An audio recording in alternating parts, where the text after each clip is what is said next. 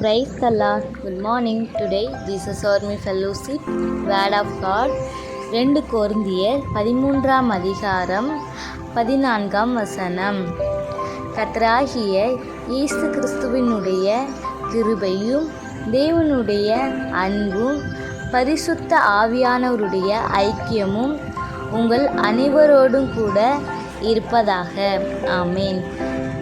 கர்த்தருடைய நாமத்துக்கு மகிமை உண்டாவதாக. இந்த நாளிலும் இந்த சத்தத்தை கேட்டுக்கொண்டிருக்க தேவனுடைய பிள்ளைகளை கர்த்தராகி இயேசு கிறிஸ்துவனுடைய கிருபை, அவர் நம்ம இப்போது நிர்மூலமாகாது இருப்பதும் அவருடைய சுத்த கிருபை தான்.